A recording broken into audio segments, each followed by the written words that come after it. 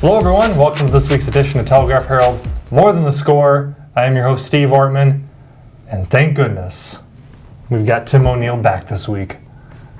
I'm back. Mm-hmm. You back, that's right, that's right. Boy, I could not stand Brendan, even 1 week. Whew. Boy, I would never say anything bad about you, but Brendan, wow, what a pain, you know? Yeah. All right. Wordy as always. Good to have you back. Prep football. It's football season, in case you didn't know. And we had a ton of great games last week. We'll hit a couple of them here real quick. Dubuque Senior having a great start to the year, and they picked up another big win. Yeah, they took out Davenport West 42-28 in their district opener.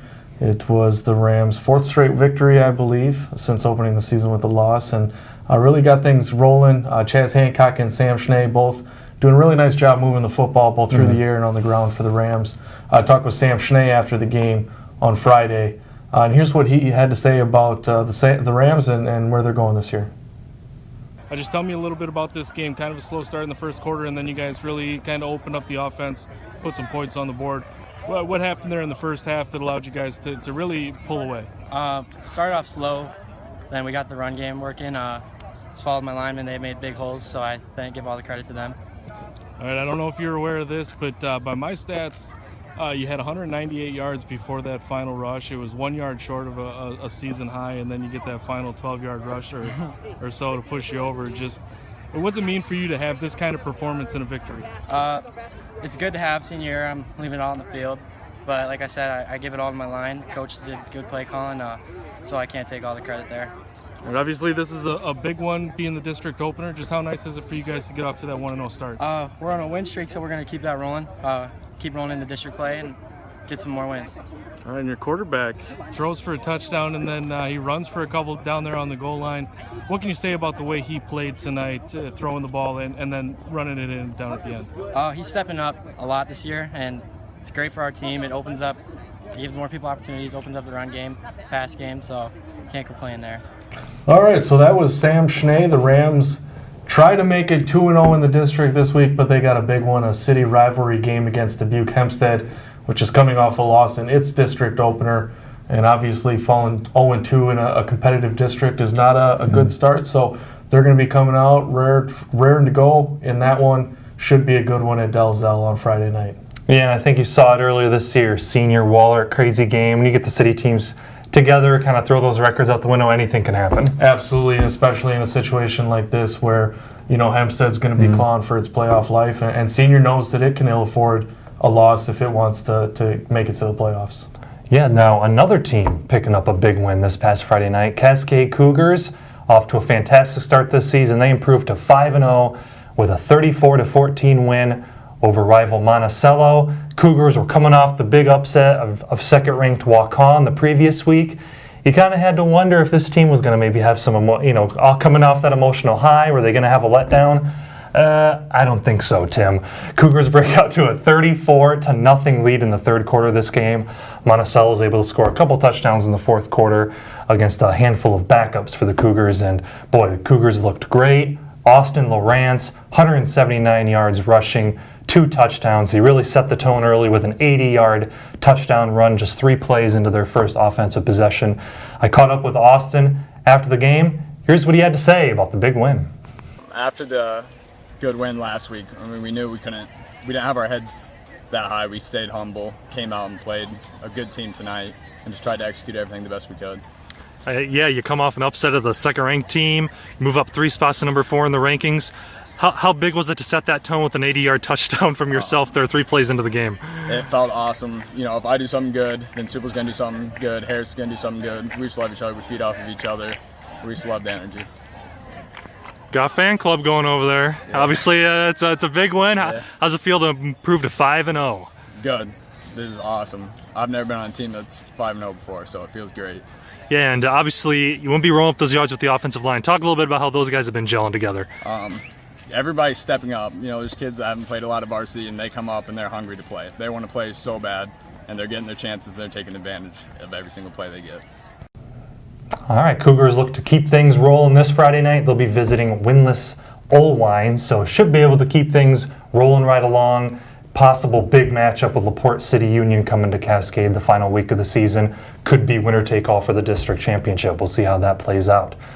But you, Tim, this past weekend got to go to the frozen tundra of Lambeau Field. Not quite frozen, though, I It suppose. was far from frozen, in fact, yes. Well, talk about your trip. You obviously caught up with a former area standout.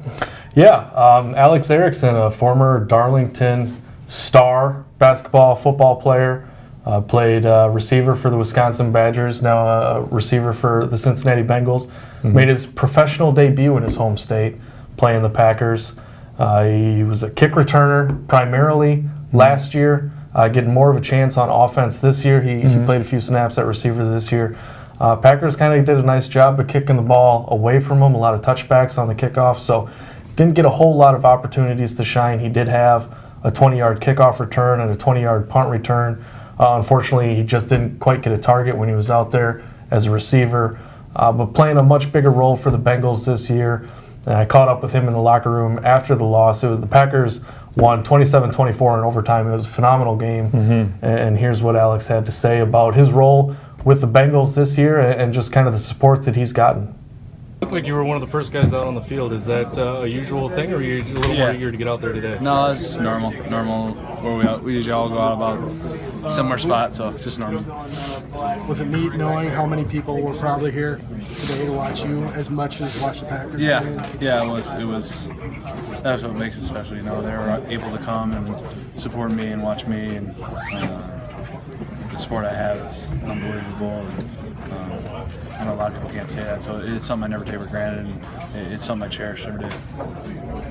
So what was it like then when the game got going, playing at a place where you dreamed of playing as a kid? Yeah, it was just another football game at that point. You know, you get the mojo going, you get in the rhythm of the game, and you're locked in and focused. So it just becomes another game, and no different of us playing at Wadsey Martin or Camp Randall. It's another game. Or Paul Brown back home in Cincinnati. You get going, and all that stuff kind of gets blocked out. You're just focused on what you're trying to do. Nice that the offense kind of got going a little bit today. Yeah, it was something we obviously needed, and obviously we didn't have enough. Needed a few more points there at the end.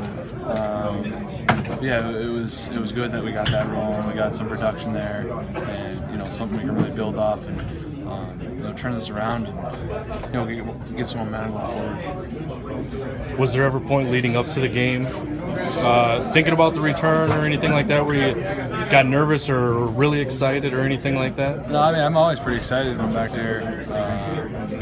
I'm really trying to score like I am every time, but it's been really special to score. And I believe. How do you think they would have taken that one? I don't know. I probably would have got pushed back and beer spilled on me, but it would have been worth the shot. Well, now we turn our attention to this Friday night. Big matchups once again. You already mentioned the big city showdown you'll be at. Dubuque Wallert's at home against Central DeWitt. We got Western Dubuque hosting North Scott. We've also got a big matchup in the Swall up in Wisconsin as Cuba City takes on Mineral Point. So we'll have all those games covered for you this Friday night, TelegraphHerald.com, as well as in the print edition on Saturday. And don't forget, around 11 o'clock-ish, Facebook Live on the Telegraph Herald Facebook page. We'll kind of break down, give you a quick recap of all the action that takes place on Friday night. It's live, baby. We'll do it live. Am I right? Yeah. Heck with it. We'll do it live. Am I right? Yep. It's been a couple weeks. I've been gone out in Cascade. Hopefully I make it back this week. We'll see. Or we'll just do it guys. without you. Yeah, you just, all right. Well, anyways, that's going to do it for this week's episode of Telegraph Herald. More Than the Score. I'm your host, Steve Ortman, alongside Tim, the Tool Man O'Neill. We'll see you next week. Thanks, Al.